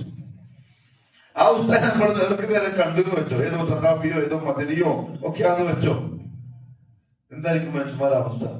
നമ്മൾ അങ്ങോട്ടും ഇങ്ങോട്ടും പറയും, മോനെ പച്ചാളൊഴിച്ചിട്ട് വണ്ടി ഓടിച്ച ടീമാണ്, എന്തൊക്കെ ആവശ്യം വന്നാല് സഹാഫിസ്താതെ ഇങ്ങനെ ഒരു സംഭവമുണ്ട്, നിങ്ങളൊന്ന് ദുആ ചെയ്യും, നിങ്ങൾ വെള്ളത്തിൽ വണ്ടി ഓടിച്ചാളല്ലേ. ഇതാണ് മനുഷ്യന്മാരുടെ അവസ്ഥ. നമ്മൾ കറാമത്തൊന്നും നേർക്ക് നേരെ കാണാത്തോണ്ടല്ല അല്ലാഹു നമ്മളെ കാത്തു രക്ഷിക്കട്ടെ, ഈമാനിൽ ടെസ്റ്റ് വരാതെ. നമുക്ക് കേട്ട് പഠിച്ചിട്ടില്ലേ ഉള്ളൂ. അങ്ങനത്തെ കറാമത്തുകൾ നമ്മൾ നേർക്ക് നേരെ അനുഭവിച്ച മനസ്സങ്ങാനം മാറിപ്പോയാൽ തീർന്ന്. കറാമത്തുള്ളതാണ്, അതിന് സംശയമൊന്നുമില്ല. മറിയമിന് കിട്ടിയത് കറാമത്താണ്. മറിയം നബിയല്ല, വലിയതാണ്. കറാമത്തിന്റെ അർത്ഥം എന്താ ശരിക്കും? ബഹുമാനം, ആദരവ്. ഒരടിമ അള്ളാഹുവുമായി വിശ്വാസപരമായും കർമ്മപരമായും അത്രയും അടുക്കുമ്പോ ആ അടിമക്ക് ആ അടുപ്പത്തിന്റെ ഒരു അംശം, ഒരു സന്തോഷം കൊടുക്കാൻ വേണ്ടി അള്ളാഹു കാണിച്ചു കൊടുക്കുന്ന അത്ഭുതമാണ് കറാമത്ത്. അതിന്റെ ബന്ധം ആ വ്യക്തിയുമായിട്ട് മാത്രമാണ്. നമുക്ക് ഇടപാടുമയിലില്ല. എന്തിന്? ഞാൻ അള്ളാഹു എന്നെ ഇഷ്ടപ്പെടുന്നുണ്ട്, എന്റെ അമൽ സ്വീകരിക്കുന്നുണ്ട് ആ വ്യക്തിക്ക് തോന്നാനും അദ്ദേഹം അത് കൂടും അധികരിപ്പിക്കാൻ. നമുക്കെന്താ അതിന് ബന്ധമുള്ളൂ? ഇങ്ങനെ അള്ളാഹു ആദരിക്കും എപ്പോൾ? ഇതേപോലെ നമ്മളും തഖ്വയോടെ ജീവിച്ചാൽ അതേ നമുക്ക്. മുഅ്ജിസത്ത് അങ്ങനെയല്ല. മുഅ്ജിസത്തിന്റെ ബന്ധം നമ്മളുമായിട്ടാണ്. നബി സല്ലല്ലാഹു അലൈഹി വസല്ലം തങ്ങളിലൂടെ അത്ഭുതങ്ങൾ അള്ളാഹു കാണിക്കുന്നത് ആ ജനതക്ക് അള്ളാഹുവിനെ അത് കണ്ടിട്ട് മനസ്സിലാക്കാൻ വേണ്ടിയിട്ടാണ്. അതുകൊണ്ട് തന്നെ മുഅ്ജിസത്ത് പരസ്യമാക്കപ്പെടേണ്ടതാണ്, കറാമത്ത് രഹസ്യമാക്കപ്പെടേണ്ടതാണ്. മുലമല നേരെ ഉൾട്ടയടിക്കാം. റസൂലുള്ളാഹി തങ്ങളെ പറ്റി ഒന്നും ഉണ്ടല്ല. എന്തെല്ലാം മോചനത്തിലുണ്ടായി, എന്തൊക്കെ മഹാത്ഭുതങ്ങളുണ്ടായി. എന്നാലോ ഇപ്പറഞ്ഞ എന്റെ മുന്ന വലിയമാരുടെ മുഴുവൻ കറാമത്ത് ഉള്ളതും ഇല്ലാത്തതും അതിന്റെ അപ്പുറത്തും ഒക്കെ ഇഷ്ടംപോലെ പറയാനുണ്ടോ. ഇഷ്ടംപോലെ എന്ന് പറഞ്ഞാൽ കാലിലെടുത്തിട്ട് എറിയാൻ തോന്നും. വർത്താനം പറഞ്ഞു കേൾക്കും. അവിടെ ഉണ്ടെങ്കിൽ തലക്കടി കൊടുക്കാൻ തോന്നും. പച്ചപ്പെട്ട എന്ന് പറഞ്ഞാൽ 100% കളവാണെന്ന് ഈ പറയുന്നോരെന്നെ അറിയാം. മമ്മൂട്ടി എന്നല്ല ബെസ്റ്റ് ആക്ടർ, വളരെ സൈഡിൽ നിൽക്കേണ്ടി വരും. ഈ കഥ പറയുന്ന ഉസ്താദ് ഉണ്ടല്ലോ, അയാളെ മുഖത്തൊരു ഭാവമാറ്റ്. നമ്മളൊരു കളവ് പറയുമ്പോ കേൾക്കുന്നോ വിശ്വസിക്കുന്നുണ്ടോ ശരിയാവോ എന്നൊരു ചോദിച്ചിട്ടുണ്ടവരെ. ഇത് അതുവരെ ഇല്ല. എന്ന് പറഞ്ഞാൽ സുബ്ഹാന റബ്ബി, അല്ലാഹ് പറഞ്ഞ എത്ര സത്യമാണ്. എന്റെ മുമ്പിലുള്ളതെല്ലാം വെറും എന്താ പറഞ്ഞത്? കമസലിൽ ഹിമാർ. എന്റെ മുമ്പിലുള്ളതെല്ലാം വെറും കഴുതകളാകും. ഞാൻ എന്ത് പറഞ്ഞാലും പറയും കുലു തക്ബീർ, അല്ലാഹു അക്ബർ. ജിബ്രീൽ തങ്ങൾ അറിയോ? ഇപ്പൊ ഞാൻ നാട്ടിൽ ഇങ്ങനെ സമ്മേളനത്തിന്റെ യാത്ര നടത്തിക്കൊണ്ടിരിക്കുന്നു. എനിക്ക് വെറുപ്പാണ്. എനിക്ക് എന്റെ കഥ എനിക്ക് പറയാമല്ലോ. കാരണം തങ്ങളായിട്ട് അറിയപ്പെടുന്നവരാണ്. ഇത്രയും ലക്ഷക്കണക്കിന് അനുയായികളുള്ള ഒരു പ്രസ്ഥാനത്തിന്റെ നേതൃത്വത്തിൽ ഇസ്ലാമിന്റെ പേരിൽ ഇരിക്കുന്ന ഒരു ടീം സംസാരിക്കുമ്പോൾ കുറച്ചെങ്കിലും ഒരു മാന്യത കാണിക്കണ്ടേ? ഒരു കഥ പറയാനാണ്. EK അബൂബക്കർ മുസ്ലിയാർ. അയാൾ പ്രസംഗത്തിന് വരുന്ന ഒരു സ്റ്റേജ്. മൂപ്പര് അവരെ മുഷാവറയിൽ EK വരുത്തുന്നുണ്ടെന്നാ പറഞ്ഞത്. അവരെ മുഷാവറ അംഗങ്ങളുണ്ടല്ലോ സമസ്തന്റെ. അവര് മഷൂറ ചെയ്തുകൊണ്ടിരിക്കുമ്പോ ഒരു കസേര കാലിയാണ് ഉണ്ടാവും. കാലി കസേര. എന്താണ് ഉസ്താദ് കാലി? അത് ഇരിക്കാനുള്ളതാണ്. EK എവിടെയുള്ളത്? ഖബറിന്റെ ഉള്ളിൽ. ഖബറിന്റെ എവിടെയാണുള്ളത്? മണ്ണിൽ. ഇത്ര കൊള്ളായി മരിച്ചിട്ട്. അപ്പൊ അതിന്റെ ഉള്ളിൽ നിന്ന് വന്ന് ഇവരെ മുഷാവറയിൽ ഇരുന്ന് അഭിപ്രായങ്ങളൊക്കെ പറഞ്ഞ് കേട്ടിട്ട് പോകുന്നതാണ് ഈ തങ്ങൾ എന്ന് പറയുന്നതാണ് പ്രചരിപ്പിക്കുന്നത്. അങ്ങനെ തങ്ങൾ EK മുസ്ലിയാർ വരുന്ന ഒരു സദസ്സില് EK മുസ്ലിയാർ ജീവനോടുള്ള സമയത്തുള്ള കഥയാണ്. അധ്യക്ഷ പ്രസംഗം കഴിഞ്ഞു, ഉദ്ഘാടന പ്രസംഗം കഴിഞ്ഞു. ഇപ്പൊ മെയിൻ പ്രഭാഷണത്തിന് EK അബൂബക്കർ മുസ്ലിയാരെ ക്ഷണിച്ചു. അപ്പൊ മൈക്ക് ഓപ്പറേറ്റർ വന്നിട്ട് എന്ത് ചെയ്തു? മൈക്ക് ശരിയാക്കി കൊടുക്കുക. ബാക്കിയെല്ലാം ഇദ്ദേഹം ഇരുന്നിട്ടാ പ്രസംഗിക്കുക. അപ്പൊ EK വന്നോളൂ, നീ തുടർന്ന മൈക്ക് വന്നോളൂ. ഓപ്പറേറ്റർ ആകെ പേടിച്ചു. കാരണം ഇത് വലിയ മഹാന്മാരൊഴിയാക്കളല്ലേ, സാധാർത്ഥികളല്ലേ. ഓപ്പറേറ്ററിനെ വറച്ചു നിൽക്കുമ്പോൾ അയാളുടെ മൈക്ക് ഇങ്ങനെ താവുന്നു, ഇങ്ങനെ വരുന്ന് EKന്റെ മുമ്പിൽ വന്നിട്ട് ഇങ്ങനെ നിൽക്കുന്നു. കുലു തക്ബീർ, അല്ലാഹു അക്ബർ. അത്ര വലിയ മഹാനാണ് നമ്മളുടെ നേതാവ്. ഇതാണ് കറാമത്ത്.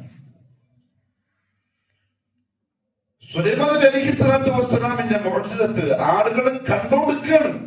അവരിങ്ങനെ യാത്ര ചെയ്ത് വരുമ്പോ ഉറുമ്പിന്റെ നേതാവ് വിളിച്ചു പറഞ്ഞല്ലോ, ഉദ്ഖുലൂ മസാകിനക്കും, പട്ടണ മാളത്തിലേക്ക് പോയിക്കോ. സുലൈമാന്റെ പട്ടാളക്കാർ നിങ്ങളെ ചവിട്ടി കൊല്ലും. സുലൈമാൻ നബി കേൾക്കുകയാണ്. സുലൈമാൻ നബിക്ക് മനസ്സിലാവാണ്. അപ്പൊ ശരിക്കും പറഞ്ഞാൽ ഈ ടീമിനെ പോലെയാണെങ്കിൽ ഭയങ്കരമാരായില്ല സുലൈമാൻ നബിക്ക് കിട്ടിയത്. കണ്ടോ, ഉറുമ്പിന്റെ വർത്താനം എനിക്ക് കണ്ട് എനിക്ക് കേട്ട് മനസ്സിലായി. അത്ര വലിയ ആളാണ്, ഞാൻ അനുസരിച്ച് നിന്നോളണം. അദ്ദേഹം ഉടനെ തന്നെ കൈ കിട്ടി.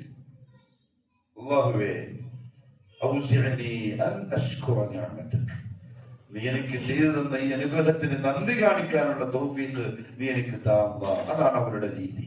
നമ്മുടെ രീതി കച്ചവടം ചെയ്യലാണ്. അപ്പൊ തന്നെ മറിയം ദുആ ചെയ്തു. ഹുനാലിക് ദഅ സക്കരിയ റബ്ബഹു. മറിയമിന്റെ ഈ കറാമത്ത് കാണിച്ച റബ്ബിനെ ഉടനെ തന്നെ വിളിച്ചിട്ട് പറഞ്ഞു, റബ്ബി ഹബ്ലി മിൻ ലദുൻക ദുർരിയതൻ തയ്യിബ ഇന്നക സമീഉ ദുആ. അല്ലാഹുവേ എനിക്കൊരു കുഞ്ഞിനെ എന്തായാലും കിട്ടിയേ പറ്റുള്ളൂ.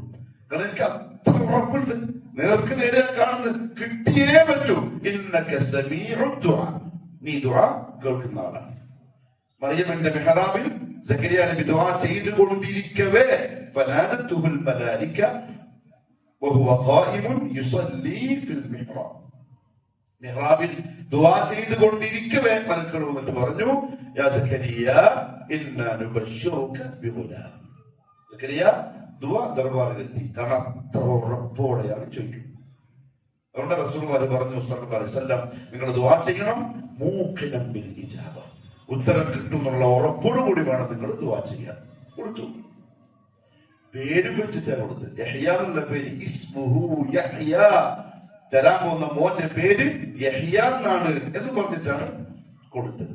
അപ്പൊ അതാണ് മറിയം ഈസ നബിയുടെ ഉമ്മ. അവര് ബൈത്തുൽ മുഖദ്ദസില് ഇങ്ങനെ പ്രാർത്ഥനകളിൽ മുഴുകി ഇബാദത്തുകളിൽ മുഴുകി ഇങ്ങനെ കഴിയുന്ന ഒരു കാലം. അപ്പോഴത്തേക്കും ഹന്ന വഫാത്തായി പോയി. മരിച്ചു. മറിയം വലുതായി. ബാക്കി അല്ലാഹു പറഞ്ഞു, വദ്കുർ ഫിൽ കിതാബി മറിയം ഇദ് ഇൻതബദത് മിൻ അഹ്ലിഹാ മകാനൻ ശർഖിയ്യ. പ്രായമൊക്കെ ആയി വലുതനായപ്പോ മറിയമിന് പിന്നെ പള്ളിയിലേക്ക് വരുന്ന ആളുകളൊക്കെ കാണുന്ന ഒരു പ്രയാസമാണ്. കാരണം ഹിജാബൊന്നും ഉണ്ടാവില്ല. ചിലപ്പോ നമുക്കിപ്പോ ഖുർആൻ നിർബന്ധമാക്കി ഹിജാബിന്റെ ആയത്തുകളുണ്ടല്ലോ, ചിലപ്പോ അന്നത് ഉണ്ടാവില്ല. പിന്നെ റസൂലുള്ളാഹി തങ്ങളെ ആദ്യകാലത്ത് തന്നെ എന്തില്ല, ഹിജാബില്ല. അപ്പൊ അത് അവരുടെ അത്ര പരിശുദ്ധയായിരുന്നു മറിയം.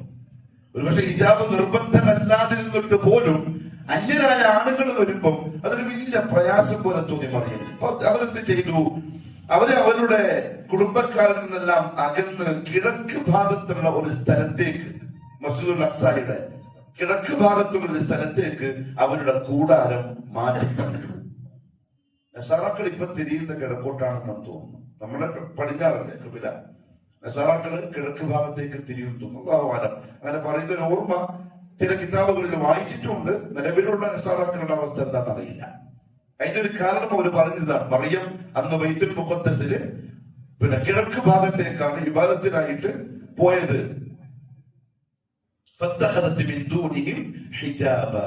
കണ്ടോ, ആളുകൾ കാണാതിരിക്കാൻ ആ ഭാഗത്തേക്ക് മാറി അവിടെ ഒരു കൂടാരം പണിത്, പിന്നെ അതിന്റെ ഉള്ളിലാണ് ഹിജാബ് ഇട്ട് ആരെയും കാണാതെ ഒറ്റയ്ക്ക് ഇങ്ങനെ ഇബാദത്ത് ചെയ്ത് കൂടുന്ന ഒരു സമയം.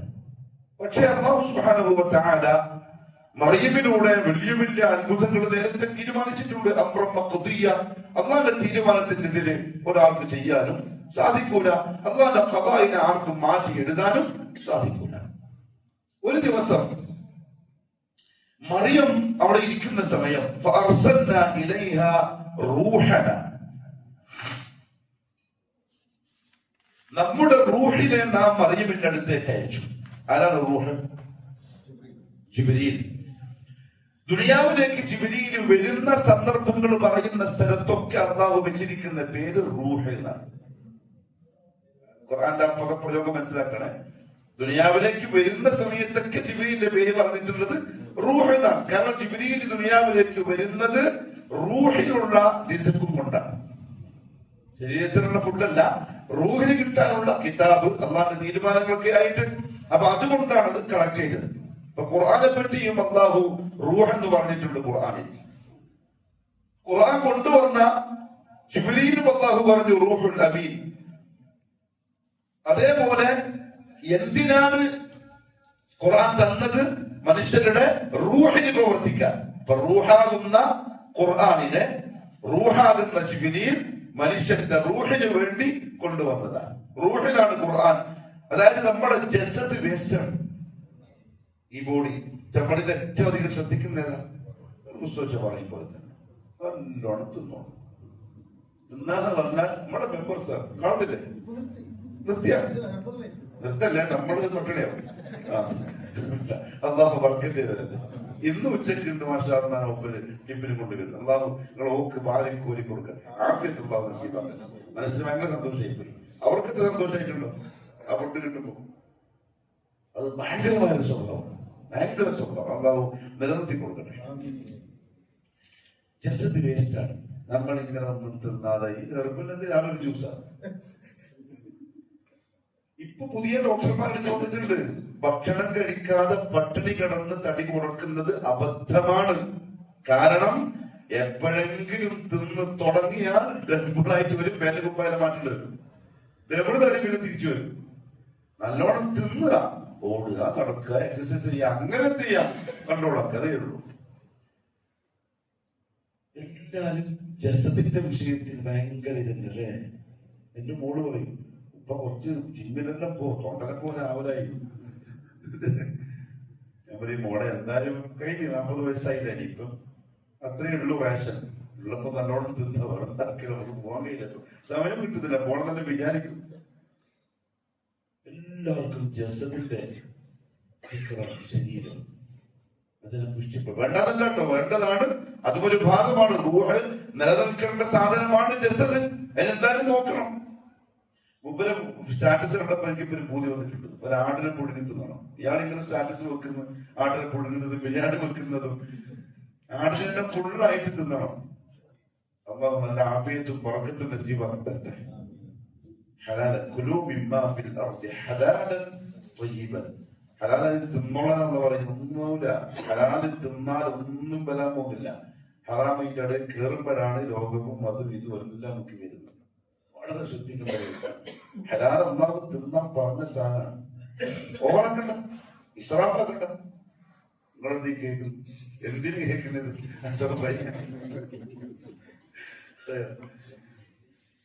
ജസദ് നമ്മുടെ റൂഹിന് നിലനിൽക്കാനുള്ള ഒരു സാധനമാണ്. അതുകൊണ്ട് ഖബറിൽ വെക്കലോടും കൂടി ജസദ് എന്തായി? ബാക്കി അനുഭവിക്കുന്നത് റൂഹാണ്. റൂഹ് എന്താണ് ഈ സാധനം? അതിനെപ്പറ്റി നമുക്ക് അറിയൂല. അല്ലാഹു പറയാൻ പറഞ്ഞതാണ്, നമുക്ക് കുറച്ച് ഇൽമേ തന്നിട്ടുള്ളൂ, ആത്മാവിനെ പറ്റി യാതൊരു വിവരവും നമുക്കില്ല. പക്ഷെ റൂഹ് പോയി കഴിഞ്ഞാൽ പിന്നെ ഇത് വെറും ശവം മാത്രമാണ്. അതുകൊണ്ട് റൂഹിനാണ് ശരിക്കും ഭക്ഷണം കൊടുക്കേണ്ടതും മിനുക്കേണ്ടതും പ്രകാശിപ്പിക്കേണ്ടതും ജിമ്മാക്കേണ്ടതും ഒക്കെ റൂഹിനെയാണ്. അതിന്റെ ഭക്ഷണം എന്ന് പറഞ്ഞാൽ തഹജ്ജുദ് നിസ്കാരം, ഖുർആനോത്ത്, ദിക്ർ, തസ്ബീഹാത്തുകൾ, ഇശ്റാഖ് നിസ്കാരം, ദുഹാ നിസ്കാരം, റവാത്തിബ്, ഫർദ് നിസ്കാരം, സദഖ, സക്കാത്ത്, ഹജ്ജ്, ഉംറ, ഇതൊക്കെ റൂഹിന്റെ ഭക്ഷണം. ഖാസ് ഇൽമ് പഠിക്കുക, പഠിപ്പിക്കുക, ഇതെല്ലാം ശരിക്കും ഭക്ഷണം കുറഞ്ഞാൽ ശരീരം ബലഹീനാവൂലേ? നമുക്കറിയാം തന്നെ. റൂഹിന്റെ ഭക്ഷണം കുറഞ്ഞാൽ റൂഹ് ബലഹീനമാണ് എന്നെപ്പോഴാ മനസ്സിലാവുക?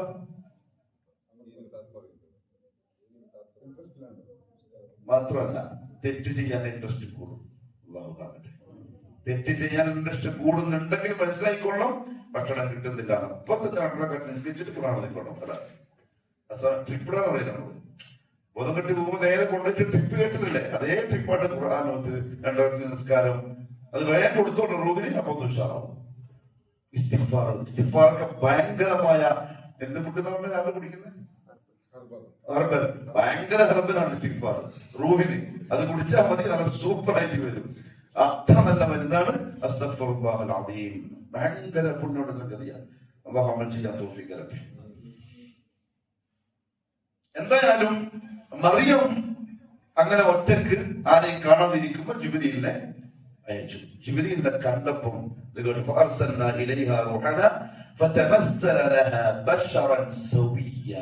ജിബ്രീൽ വരുന്നത് പൂർണ്ണ ഒരു മനുഷ്യന്റെ രൂപത്തിൽ, ഒരു ന്യൂനതയുമില്ലാത്ത അതീവ സുന്ദരനായ ഒരു ചെറുപ്പക്കാരന്റെ രൂപത്തിലാണ് മറിയമിന്റെ മുമ്പിൽ പ്രത്യക്ഷപ്പെടുന്നത്. കണ്ടപ്പോ മറിയം പറഞ്ഞു, ഇന്നി അഊദു ബിർറഹ്മാനി മിൻക ഇൻ കുൻത തഖിയ്യ. ഇതാവണം നമ്മുടെ പെൺമക്കളുടെ സ്വഭാവം. വാട്സപ്പിൽ ഒരു ഹായ് വന്നാൽ തിരിച്ച് 2 ഹായ് ഇപ്പം അങ്ങോട്ടേക്കും. ഇന്നത്തെ അവസ്ഥ, നിലവിലുള്ള അവസ്ഥ എന്നാണ്. പ്ലസ് 1 പ്ലസ് 2 ഒക്കെ പഠിക്കുന്ന കുട്ടികളൊന്ന് ചെക്ക് ചെയ്ത് നോക്കി. ഇന്നലെ കണ്ണൂരിൽ ക്ലാസ് കഴിഞ്ഞ് ഭക്ഷണം കേൾക്കാൻ പോയ വീട്ടിൽ നിന്ന് അയാളൊരു കഥ പറഞ്ഞു. അയാള് കോഴിക്കോടേക്ക് യാത്ര ചെയ്യുമ്പോൾ ട്രെയിനിൽ വെച്ച് മൂപ്പരെ കൂടെ പണ്ട് പഠിച്ച ഒരു സഹപാഠി, ക്ലാസ്മേറ്റ്, ട്രെയിനിൽ പെട്ടെന്ന് കണ്ടുമുട്ടി. അയാളിപ്പോ അധ്യാപകനാണ്, സ്കൂളിൽ പഠിപ്പിക്കുന്ന മാഷാണ്. ആ മാഷ് അവിടെ ഇരുത്തിയിട്ട് നമ്മുടെ ഇന്നത്തെ സ്കൂളും പാഠ്യവിഷയങ്ങളും പഠിക്കുന്ന കുട്ടികളുടെ സ്വഭാവവും 2 മണിക്കൂർ പറഞ്ഞു കൊടുത്തു. ഇയാൾ പറയാണ്, ഉസ്താദേ കേട്ടിട്ട് ഞാൻ വിശ്വസിച്ചിട്ടില്ല, എനിക്ക് വിശ്വാസം വരുന്നില്ല, നിങ്ങൾ നമ്മുടെ മക്കളാവൂല. അപ്പൊ മാഷ് പറയുന്നത്ര നിങ്ങൾ ഒരു ദിവസം എന്റെ പെരമ്പ കണ്ടിട്ട് ഞാൻ വിശ്വസിപ്പിച്ചേരാം. അതാണ് ഇന്നത്തെ അവസ്ഥ. മാഷ് പറയാണ്, എന്താ ചെയ്യാ? രാവിലെ പോയി പഠിപ്പിച്ചുകൂടുക, അങ്ങനെ ഇറങ്ങിപ്പോയിക്കൂടാ. ഒന്നും പറയാനും പറ്റൂല, അടിക്കാനും പറ്റൂല, ശകാലിക്കാൻ പറ്റൂല, ഒന്നും ചെയ്യാൻ പറ്റൂല. എന്നൊക്കെ ചെയ്താൽ പ്രശ്നമായി. പോലീസ് വരുത്തായി, പിടിയായി, വാർത്തയായി, ന്യൂസായി, നാണക്കേടായി, ആകെ പോയി. ചിലപ്പോ പൊമ്പളെന്ത് പറയും, എന്നെ കയറി പിടിച്ചെന്ന് പറയും മാഷി, ദേഷ്യം തീർക്കാൻ. അതോടെ എന്റെ കഥ ഖലാസ്. പറഞ്ഞ അവസ്ഥ. മറിയം പറഞ്ഞെന്താ അറിയോ? മറിയം പറഞ്ഞു, ഇന്നി അഊദു ബിർറഹ്മാനി മിൻക, റഹ്മാനായ അല്ലാഹുവിനോട് ഞാൻ നിന്റെ ശർറിൽ നിന്ന് കാവൽ തേടുന്നു. ആദ്യം മറിയം സ്വയം കാവൽ തേടി. മറിയം എന്ത് ചെയ്തില്ല? ഒറ്റക്ക് ആരും കാണാത്ത സ്ഥലത്ത് അങ്ങനെ ഒരു ചെറുപ്പക്കാരനെ കണ്ടപ്പോ അങ്ങോട്ട് ചാഞ്ഞില്ല, മറിച്ച് അല്ലാഹുവിനോട് ഉടനെ തന്നെ കാവൽ തേടി. അതാണ് ഒരു മനുഷ്യന്റെ പരിശുദ്ധിയുടെ അളവുകോൽ. പരസ്യമായി നമ്മളെല്ലാം ശ്രദ്ധിക്കും, സൂക്ഷിക്കും. പക്ഷെ രഹസ്യമായി ആരും അറിയാനുള്ള ചാൻസേ ഇല്ല. അങ്ങനത്തെ സ്ഥലത്ത് തെറ്റ് ചെയ്യാൻ തോന്നുമ്പോൾ പറഞ്ഞ് മാറി നിന്നാൽ അത് ആ റൂഹിന്റെ പരിശുദ്ധിയെ തെളിയിക്കുന്ന വാക്കാണ്. സാധിക്കണം. അള്ളാഹു നസീബാക്കി തരട്ടെ. രഹസ്യം പരസ്യം അള്ളാഹു ഒന്നാക്കി തരട്ടെ. ഭയങ്കര ഡേഞ്ചറാണ്. ഷെയ്ത്താൻ ഏറ്റവും അധികം കളിക്കല് ആ സമയത്തായിരിക്കും. അതുകൊണ്ട് തന്നെ മുഹമ്മദ് സല്ലല്ലാഹു അലൈഹി വസല്ലം പറഞ്ഞത്, ഒറ്റപ്പെടാതെ ശ്രദ്ധിച്ചോളെ. എവിടെയും രണ്ടാളുണ്ടാവണം. എവിടെയും രണ്ടാളാണ് ഏറ്റവും നല്ലത്. രാത്രി കിടക്കാൻ സമയത്ത് റസൂലുള്ളാഹി പറഞ്ഞാൽ ഒറ്റയ്ക്ക് കിടക്കാൻ പാടില്ല. അതിനൊരു കാര്യം ഇതാണ്. ഷെയ്ത്താൻ പെട്ടെന്ന് വിശ്വാസം ഉണ്ടാകും. ഒറ്റക്ക് യാത്ര ശരിക്കും പറഞ്ഞാൽ അനുവദിക്കപ്പെട്ടതല്ല. ഇവിടുന്ന് ഒരാൾ മലേഷ്യയിലേക്ക് പോയി, സിംഗപ്പൂരിലേക്ക് പോയി, അല്ലെങ്കിൽ ഡൽഹിയിലേക്ക് പോയി, ഒറ്റക്കാണെങ്കിൽ ഷെയ്ത്താൻ അവന്റെ ബാക്കിലുണ്ടാവും. കാരണം ആരും പറയാനില്ല, സ്വന്തം നാടല്ല, ചങ്ങാതിമാരില്ല, ബന്ധുക്കളില്ല, ആരുമില്ല. പക്ഷെ മറിയം ഈ ചെറുപ്പക്കാരൊക്കെ ആദ്യം ചെയ്തത് കാവൽ തേടി അള്ളാനോട് സ്വന്തം പരിശുദ്ധിയെ സംരക്ഷിച്ചു. രണ്ടാമത് അവര് പറഞ്ഞു, നീ അള്ളാഹുവിനെ സൂക്ഷിക്കുന്നവനാണെങ്കിൽ ഇവിടെ അത്രയും പെട്ടെന്ന് പോകണം. കാരണം ഞാൻ അന്യ പെണ്ണാണ്, നീ അന്യ പുരുഷനാണ്, നമ്മൾ ഒരുമിച്ച് നിൽക്കാൻ പാടില്ല. ഇത് രണ്ടുമാണ് ഒരുത്തന്റെ പരിശുദ്ധി അളക്കുന്ന അളവുകൾ. ഒന്ന്, സ്വന്തത്തിനെ പറ്റി ബോധമുണ്ടാവണം, അള്ളാനോട് കാവൽ തരണം. രണ്ട്, നമ്മൾക്ക് ഇങ്ങോട്ട് ഉദ്ദേശിച്ചവരോട് പറയണം, അള്ളാനെ സൂക്ഷിച്ചോളൂ. നബി സല്ലല്ലാഹു അലൈഹി വസല്ലം തങ്ങൾ പറഞ്ഞു, 3 ഗുഹാവാസികളുടെ സംഭവം അറിയാലോ, ഗുഹയിൽ അകപ്പെട്ടു പോയത്. ഒരാൾ ദുആ ചെയ്തത് എന്താണ്? ഒരു പെണ്ണിന്റെ 2 കാലുകൾക്കിടയിൽ ഞാൻ ഇരുന്നു, അവളോട് വിഭജിക്കാൻ. അസമയത്ത് ആ പെണ്ണ് പറഞ്ഞു, ഇത്തഖില്ല. ആരും അറിയാം, ആരും കാണൂല, പക്ഷേ നീ അള്ളാഹുവിനെ സൂക്ഷിച്ചോടി, അള്ളാഹു കാണുന്നുണ്ട്. ഇവനടിച്ചോടി, ഏ അള്ളാഹ്, ഞാൻ അന്നാ വിഷയം ഒഴിവാക്കിയത് നിന്നെ പേടിച്ചിട്ടാണ്. അതിൽ ഇഖ്ലാസ് ഉണ്ടെങ്കിൽ പാറ നീ തുറന്നു താറുന്ന. നോക്കുന്നത് പാറ ഫുള്ള് മാറിയിട്ടുണ്ട് എന്ന് പറഞ്ഞാൽ അയാൾ കൃത്യമായി അള്ളാഹിനെ പേടിച്ചിട്ടാണ് മാറിപ്പോയത്. അപ്പൊ അള്ളാഹുവിനെ പറഞ്ഞിട്ട് വേണം തിന്മയിൽ നിന്ന് ആളുകളെ പേടിപ്പിക്കാൻ. അല്ലെങ്കിൽ എന്താ ശരിക്കും പണ്ഡിതന്മാർ പറഞ്ഞു, ഒരു മക്കളെ തീ പഠിപ്പിക്കുമ്പോ തെറ്റ് ചെയ്യാതിരുന്ന എനിക്ക് ജ്യൂസ് വാങ്ങിച്ചു തരും, തെറ്റ് ചെയ്യാതിരുന്ന നിന്നെ വീശിക്കൊണ്ടോ, അത് പറയുന്നു. നന്മ ചെയ്താൽ അത് പറഞ്ഞോളൂ. പക്ഷെ തെറ്റൊഴിവാക്കുന്നത് തെറ്റ് ചെയ്യരുതെന്ന് പറഞ്ഞ റബ്ബിനെ പേടിച്ചിട്ട് തന്നെയാവണം. എന്നാലേ വലുതാവുമ്പോ ആ പേടി മനസ്സിലുണ്ടാവും. ചെറുപ്പത്തിലേ കേട്ട് വളർന്നാ വലുതാവുമ്പോ അള്ളാഹു കാണുമല്ലോ, ആ ചിന്ത മനസ്സിൽ വന്നാ മതി, ബാക്കി സഹായം അള്ളാഹു ചെയ്തു കൊടുത്തോളൂ. നീ അള്ളാഹനെ സൂക്ഷിക്കുന്നവനാണെങ്കിൽ ഈ പരിശുദ്ധത, ചാരിത്ര ശുദ്ധി അള്ളാഹു റബ്ബുൽ ഇസ്സത്ത് മറിയമിനെ പറ്റി പറയുമ്പോഴൊക്കെ ഖുർആനിൽ എടുത്തു പറഞ്ഞു, അല്ലതീ അഹ്സനത് ഫർജഹ. പ്രിയപ്പെട്ടവരെ, ജീവിതത്തിലെ ഏറ്റവും വലിയ പരിശുദ്ധി എന്താണെന്നറിയോ? ഗുഹ്യ ഭാഗത്ത് സൂക്ഷിക്കലാണ്. അത് ഹലാലായതിൽ മാത്രം ഉപയോഗിക്കലാണ്.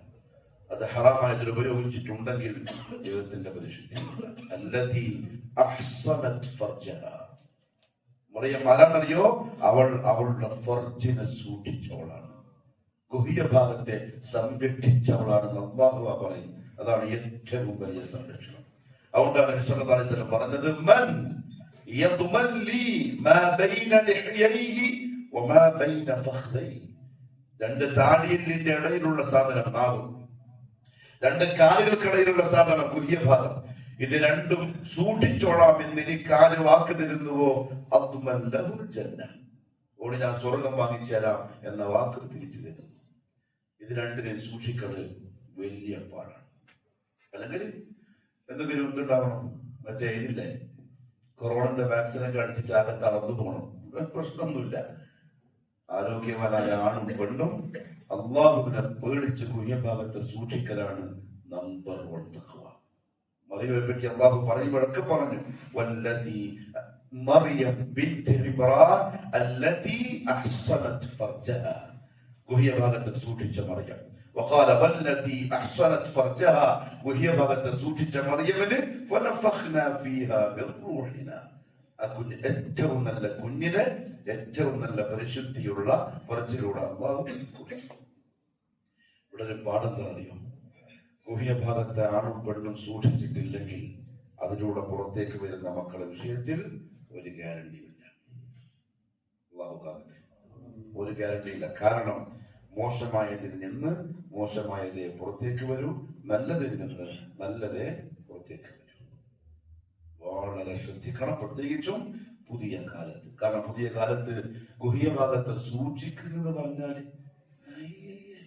നീ ഏടാ ജീവിക്കുന്നുണ്ട്, അങ്ങനത്തെ മനുഷ്യന്മാരുണ്ട്. മറിയമിന്റെ ഈ പേടിയും ഭയവും ഇതും കണ്ട സമയത്ത് ജിബ്രീൽ അലൈഹിസ്സലാത്തു വസ്സലാം പറഞ്ഞു, പേടിക്കേണ്ട മറിയം, ഇന്നമാ അന റസൂലു റബ്ബിക്. നിന്റെ റബ്ബ് നിന്റെ അടുത്തേക്ക് അയച്ച റബ്ബിന്റെ ദൂതനാണ് ഞാൻ. ലിഅഹബ ലകി ഗുലാമൻ സകിയ. നല്ല സഖിയായ പരിശുദ്ധനായ ഒരു കുഞ്ഞു നിനക്കുണ്ടെന്നുള്ള സമ്മാനമായി സന്തോഷ വാർത്ത അറിയിക്കാൻ വേണ്ടി അയച്ചതാണ്. മറിയമിന്റെ ടെൻഷൻ കൂടി. കാരണം മറിയം എന്തല്ല, വിവാഹിതയല്ല.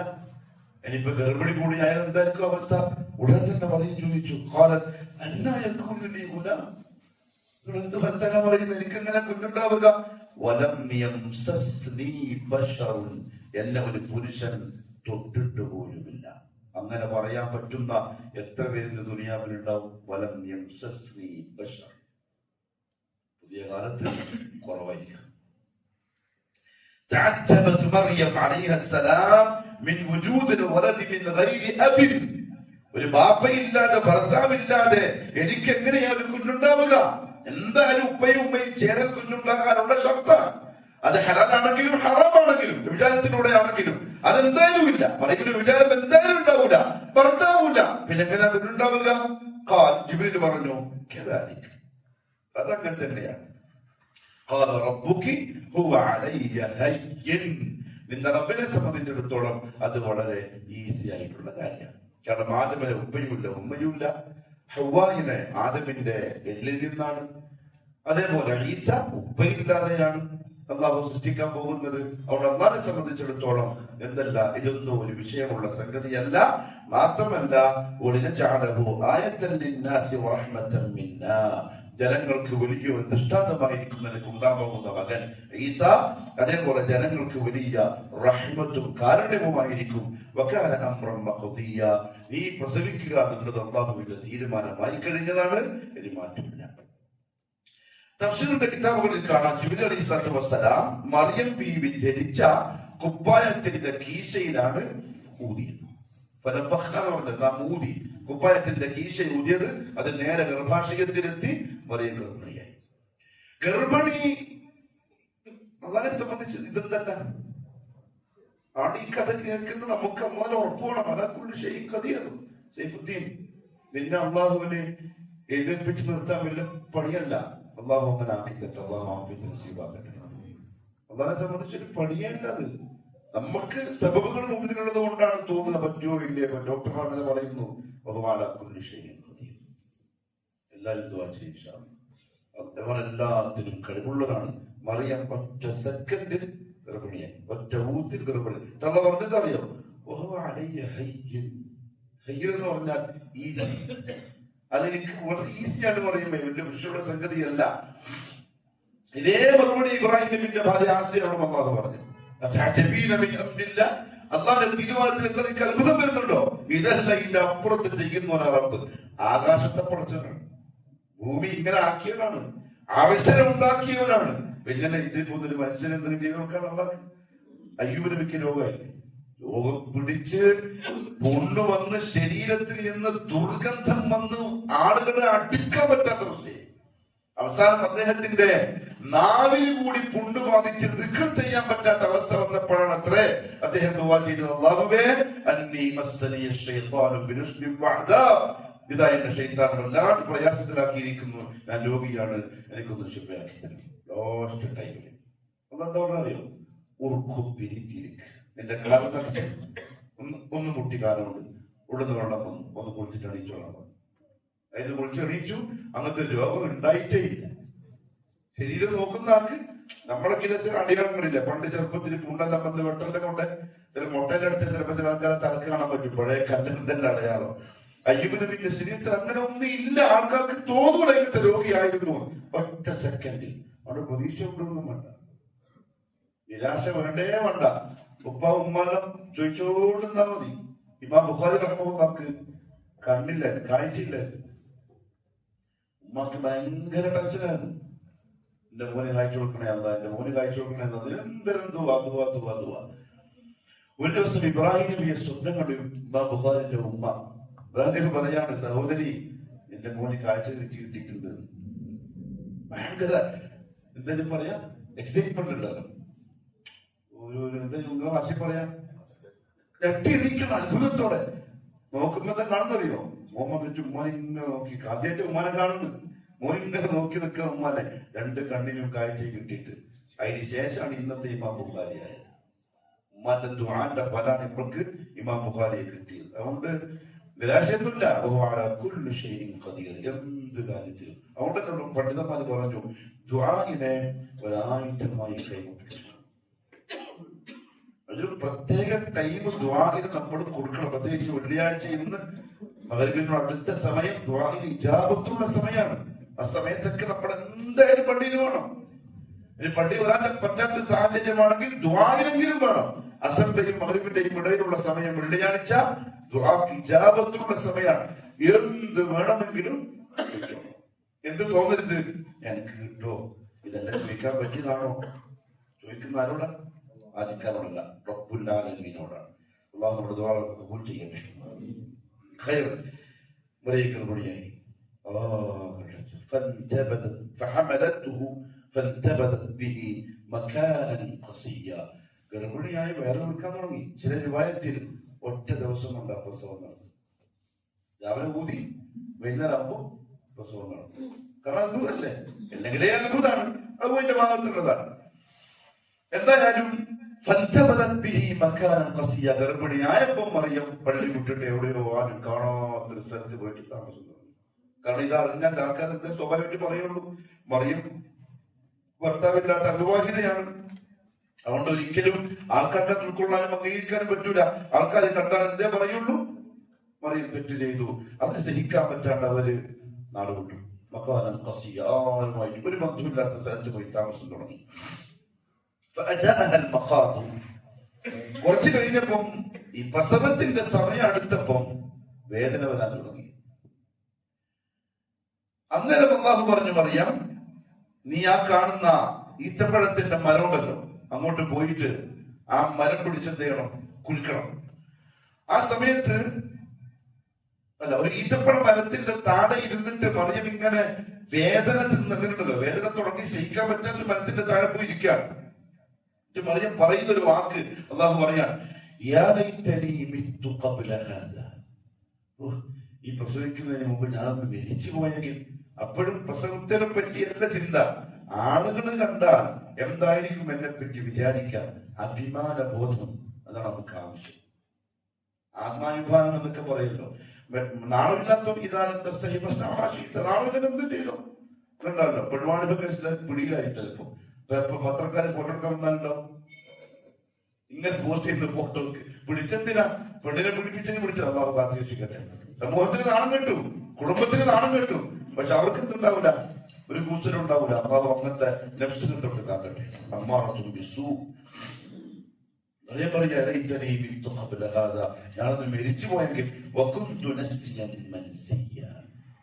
ഈ മറിയമെന്ന് പറയുന്ന ഒരു വ്യക്തിയെ പറ്റി ആളുകളൊക്കെ മറന്നുപോയെങ്കിൽ എത്ര നന്നായേനെ. കളി ടെൻഷൻ മനസ്സിൽ നിന്ന് പോകുന്നേയില്ല.